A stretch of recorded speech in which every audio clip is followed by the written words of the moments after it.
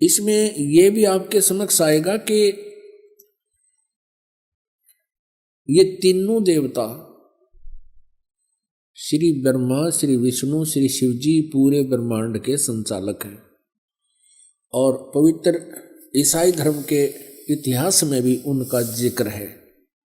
भले ही उनका नाम नहीं है, नाम अन्य वो अपनी भाषा में कुछ भी लिख ले। अपने आत्मा परमात्मा ने आदम और हव्वा की उत्पत्ति की, जैसा पवित्र बाइबल में लिखा है। और फिर मनुष्यों की रचना करके सारे जो कुछ भी यहाँ बनाने थे बना के, चांद सितारे पृथ्वी आदि। तो परमात्मा जो सर्वश्रेष्ठी रचनहार है वो तो विश्राम कर लिया, उसने ऊपर तख्त पर चला गया। उसके पश्चात यहाँ इस काल भगवान ने बागडोर संभाल ली, ब्रह्म ने, जो श्री ब्रह्मा, श्री विष्णु, श्री शिव जी के पिताजी हैं।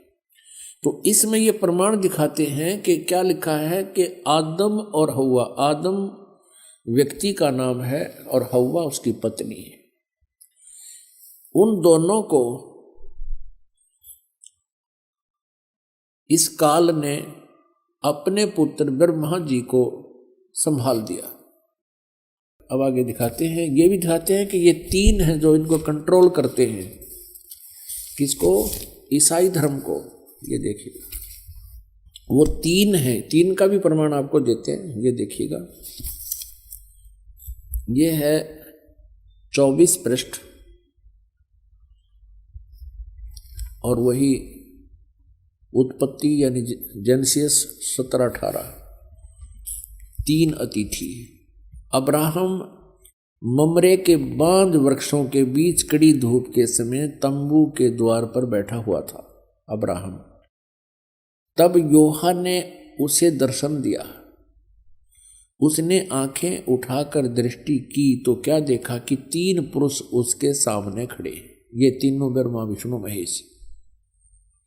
जब उसने उन्हें देखा तब उनसे भेंट करने के लिए तंबू के द्वार से दौड़ा और भूमि पर गिरकर दंडवत की और कहने लगा, हे प्रभु, यदि मुझ पर तेरी अनुग्रह दृष्टि है तो मैं विनती करता हूँ, अपने दास के पास से चले न जाना। मैं थोड़ा सा जल लाता हूँ और आप अपने पांव धोकर इस वृक्ष के नीचे विश्राम करें। फिर मैं एक टुकड़ा रोटी ले आऊं और उसे आप अपने अपने जीव को तृप्त करें, तब उसके पश्चात आगे बढ़ें, क्योंकि आप अपने दास के पास इसलिए पधारे हैं। उन्होंने कहा, जैसा तू कहता है वैसा कर। अब देखो पुण्यात्मा, इस पवित्र बाइबल ने यह सिद्ध कर दिया कि परमात्मा मनुष्य सदृश है, वो साकार है, मनुष्य जैसा है, क्योंकि उसने मनुष्यों की सृष्टि अपने स्वरूप के अनुसार की। दूसरा कंसेप्ट ये क्लियर कर दिया कि 7वें दिन तख्त पर जा बैठा, उसने विश्राम किया। उसके बाद इस काल के हाथ में बागडोर आ गई, ब्रह्म के हाथ में,